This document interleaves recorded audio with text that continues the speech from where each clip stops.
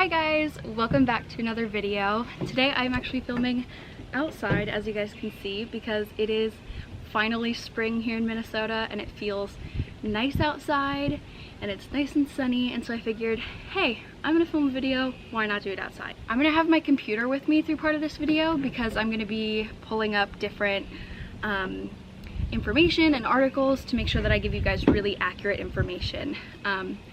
But as you can see by the title, this video is going to be all about adrenal insufficiency. So this is a question that I get a lot about. This is a topic that I get a lot of questions about because it is a little bit confusing and not a lot of people know what adrenal insufficiency is.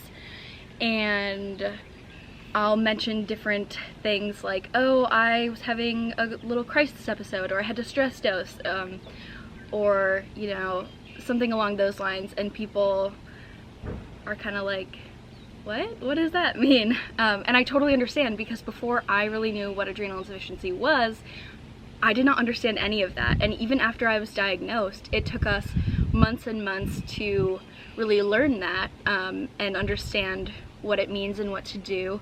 And we're honestly still learning. I've been diagnosed for probably a year and a half, I think, close to a year and a half. And I'm still learning new things about AI. So this video is hopefully going to answer some of those questions for you guys. Let's get into the video.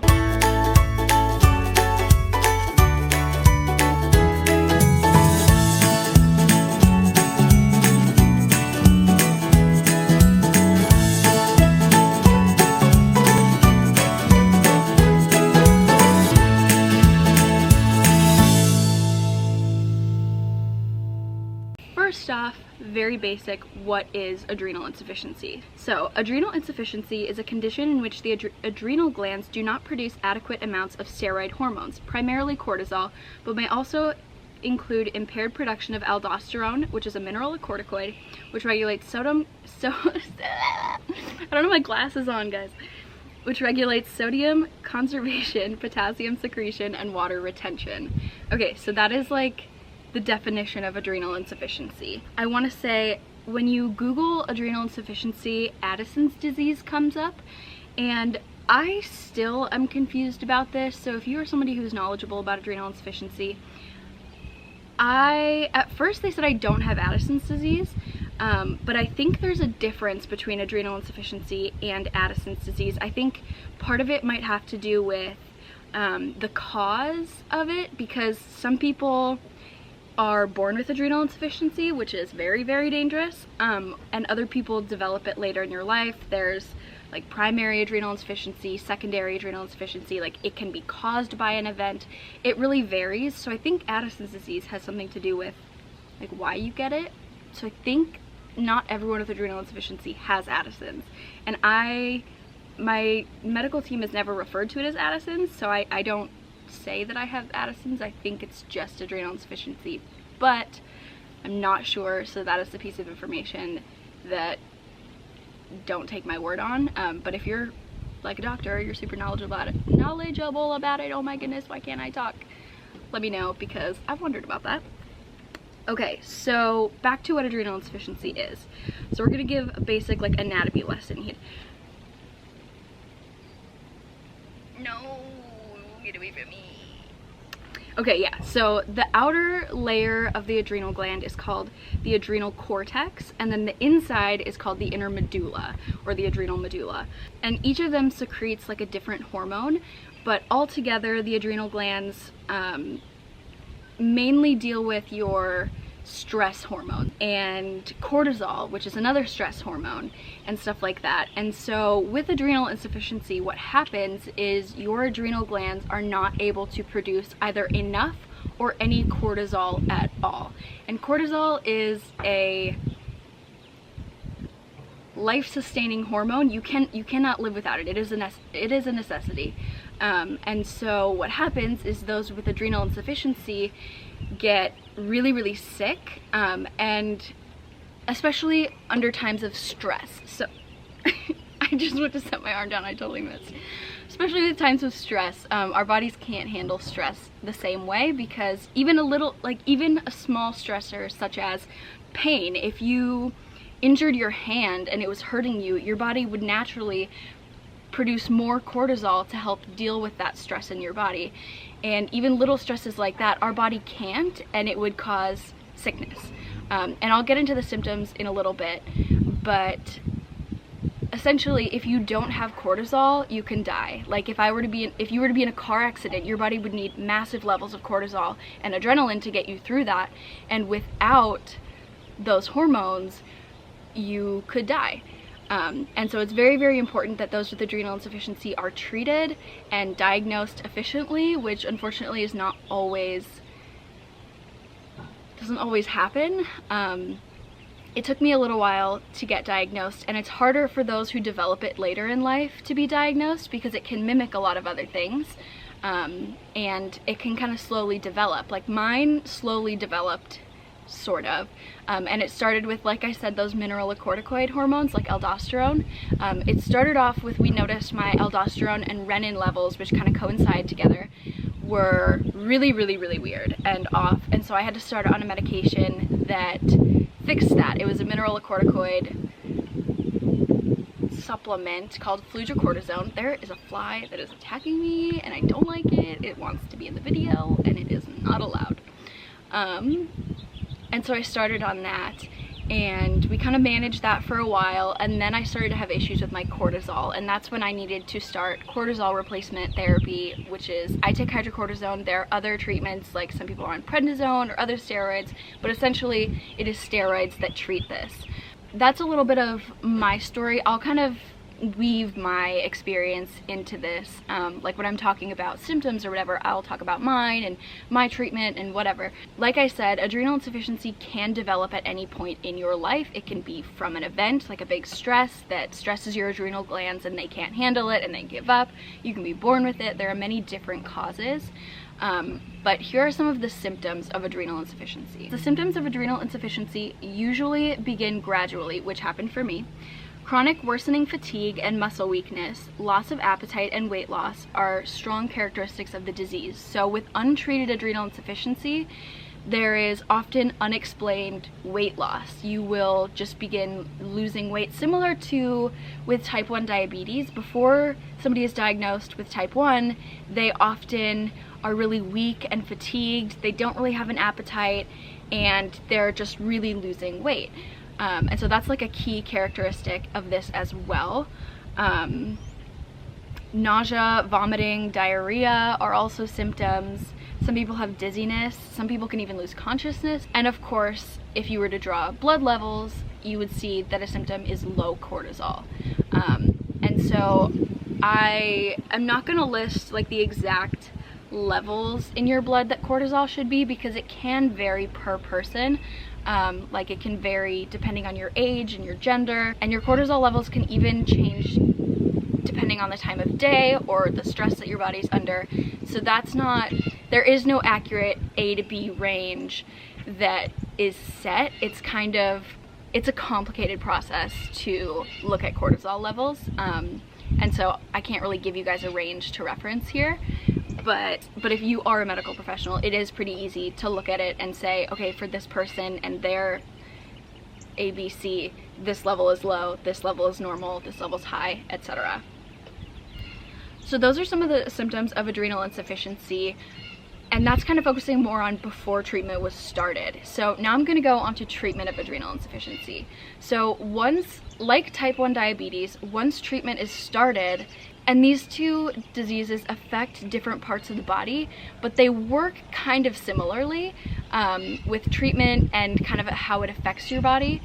That's kind of a reference that I use because a lot of people know more about diabetes than the adrenal glands, and it's managed in a similar way to type 1 diabetes. So, like type 1, when adrenal insufficiency is treated, you cannot stop treatment again.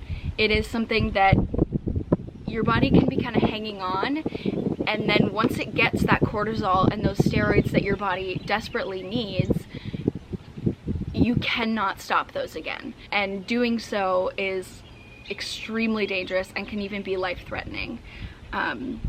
So the treatment of adrenal insufficiency is steroids, like I said earlier. I personally am on hydrocortisone, but like I said, there are other medications that can be used. Like, I know prednisone is another one that is often used to manage this, but hydrocortisone seems to be the most common. People with adrenal insufficiency or Addison's or whatever need to take cortisol several times a day. The patient essentially has to take medication to act as the adrenal glands because they are not doing their job. Basically, somebody has to do that job of the adrenal glands, and so we have to take cortisol multiple times throughout the day in order to keep those levels maintained. I personally take cortisol 3 times a day. I take it in the morning, first thing when I wake up. I take it in the afternoon, and then I take it right before I go to bed. And dosages doesn't really matter because it's different for everybody. And you know, everybody has a different schedule. Some people take more than others, some people take less. So, I mean, the dose doesn't, get out of my, I don't know what that was. That I was trying to say 2 things at once. So the dosages aren't really important to this video, but that needs to be done every single day. Now, that's just like the baseline treatment for adrenal insufficiency. However, there is something called stress dosing. So like I said, when your body is under some sort of stress, that can be physical and emotional stress of any varying degree, that your body would then naturally produce higher levels of cortisol to kind of get you through that. Similar to how adrenaline would, if you're being chased, your body would produce more adrenaline and you'd be able to run faster and farther without being fatigued. Similarly, your body would give you this little oomph of cortisol to get you through whatever stress your body is under. So because people with adrenal insufficiency don't make enough cortisol and we have to kind of regulate it ourselves, when our bodies are under stress, we have to do the job of the adrenal glands and artificially raise our cortisol levels by taking more steroids. And how do you know when your body's under stress? How do you know when you need to, what's called stress dosing or up dosing? That kind of varies for everybody. I'm just gonna tell you guys my symptoms of when I notice that I need to take more cortisol, because it really does vary for every person. But for me, I notice I get very, very tired and weak. I just had a little episode a couple of days ago where I slept for like 3 hours straight and I just couldn't get out of bed. And eventually it clicked with me, I needed more cortisol and I didn't take it. I also get diarrhea, and I'm not somebody who usually deals with diarrhea. I'm kind of on the opposite end of that spectrum normally, and so I will get really bad intestinal cramps and have diarrhea if I need more cortisol. I can also throw up. I'll get really nauseous, and I also get shaky. Like, I just feel really off. I can get really sweaty too. It's kind of just overall I feel really sick, and it's most of the time pretty obvious when I need to take more cortisol. So in those cases, you just take however much stress dosage your doctor has, you know, prescribed and figured out for you, and it can vary depending on the level of stress as well. So that's kind of how stress dosing works. And for instance, some stresses that can cause you to need more cortisol is if you have a fever, you have to stress dose the entire time you have a fever, because your body's cortisol levels would naturally be elevated that entire time. If you are throwing up, you would need more cortisol. Like I said, if you exercise a lot, you can end up needing more cortisol. I just went for a short bike ride, which, yes guys, I started biking for the first time in 5 years. I can't go very far and I have to be super careful with how I do it, but I'm doing it. And that caused me to need more cortisol. If I'm in a lot of pain, I can need more cortisol. If I'm having surgery, I need a lot of extra cortisol. Just any stress. Oh, if I get scared, I need cortisol. This is a weird one that took us a little bit to figure out. Or if I'm really anxious or upset, if I'm really, really distressed over something, I will need extra cortisol. Because like I said, it can be physical or emotional stress. But if I get scared, I will end up needing more cortisol. Like if I'm watching a scary movie, which I don't do very often, but if I were to be watching a scary movie, or even regular TV shows. If there's a really like suspenseful moment and I'm like getting worked up, I'll sometimes feel sick and need to take extra cortisol, which is why I try to avoid stressful movies and TV shows if I can. Loud noises are also another one that sets me off. I've never really liked loud noises, and I am easily scared by loud noises, but we'll use the example of, say, the 4th of July. And for those of you who are not from America, the 4th of July is a holiday that we celebrate, and one of the big things that people do on the 4th of July is set off fireworks. So there will be fireworks everywhere where I live around that time of year, and people like to celebrate all week long, which it's their right to do so, but I'm not a fan.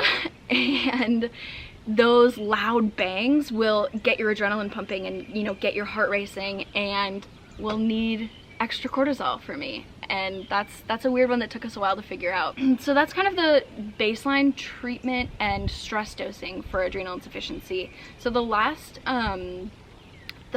like key point of treatment that I'm going to focus on is something called crisis. So an adrenal crisis is essentially where the body has such low cortisol levels that it begins to shut down. Essentially, it is a life-threatening emergency. Without a large dose of cortisol, that person can and most likely will die. I've only had one probably major adrenal crisis in my life, and at that point my cortisol levels were 0.25. They were really, really low, and if it wouldn't have been treated at that point and I would have continued like that, that would have been life-threatening. And I was in a state of crisis at that point. And there are several different, sorry this video is going to be long for you guys, but there's a lot of information that I want to cover because I want to give you guys a really thorough, what the heck, you know, because I want to give you guys a really thorough explanation of what adrenal insufficiency is. So like I was saying, there are different levels of crisis. So not every, so how do I explain this? Like, adrenal crisis is a crisis, but it can be, there are varying degrees. Like, you can be in the beginning of an adrenal crisis and you can kind of manage it, or you can be in such a severe crisis that you're completely unconscious and you need emergency intervention or else you'll die. Like, there are different levels, and it often correlates to the type of trauma. And in that case, often when you're in adrenal crisis, you need a large dose of steroids, and that typically is around 100 milligrams of typically an IV or injectable form of hydrocortisone. And so for instance, I have to carry in my bag a little, I'll actually get it out so I can show you guys. So I actually carried this little bag with me at all times. So I'm also on a feeding tube 24 hours of the day. So I carry a backpack with me all the time, which makes it very easy not to forget this. And so it is in my backpack at all times and goes with me everywhere that I go. So inside of it is a pair of gloves, some alcohol swabs, 2 vials of solu-cortef, which are 100 milligrams each, which look like this. It's just a little vial of medication. That injection is something that we have to carry with us, that we would need to take in the case of crisis. So that's kind of the different aspects of treatment, of treating adrenal insufficiency. So the last thing I'm going to touch on is there a cure? At this moment, there is not a cure. I get asked sometimes by people, like, are you gonna need to take steroids forever? Like, you didn't need to, now you do, like what? And I think those questions are pretty much answered by the stuff we've talked about previously, but yeah, there is no cure. People are on treatment for the rest of their life. Yeah, so pretty much adrenal insufficiency is a lifelong disease, I guess, condition, and it can be really dangerous if not treated properly, but it it's life-threatening, but not necessarily terminal. Every person who has it isn't given a death sentence. It doesn't necessarily kill you. People can live a long, normal lifespan, and often do, which is why it's considered a life-threatening condition, not a terminal condition, because it can kill you and it can be life-threatening, but it... Mosquito just hit my forehead. Guys, these bugs today, my goodness. But it is not uncommon for people to live a completely normal lifespan, which I'm so grateful for. So yeah, that's kind of the main points that I wanted to make about adrenal insufficiency. I hope you guys learned something, and I hope that this answered any questions that you guys had. Shout out to anybody else who deals with adrenal insufficiency. It is not an easy battle, but you got this, guys. I'm in it with you, and yeah. Alright, well, I hope you enjoyed this video. If you have any other questions or things that I didn't answer in this video, leave them in the comments and I will do my very best to get back to you. And also, those of you guys with adrenal insufficiency, feel free to answer questions in the comments below as well. There are inevitably going to be questions that I don't see or that I can't get back to. And so you guys who are knowledgeable about this, feel free to jump in and answer those questions as well. There's an airplane, so that is my cue to say thank you guys so much for watching this video. Don't forget to subscribe, and my goal for the year is to hit 100,000 subscribers. I think we can do it. We're around 30,000 away. It might be a stretch, but let's get there, guys. And I will see you guys next time. Bye! Oh, I gotta do the classic. Bye!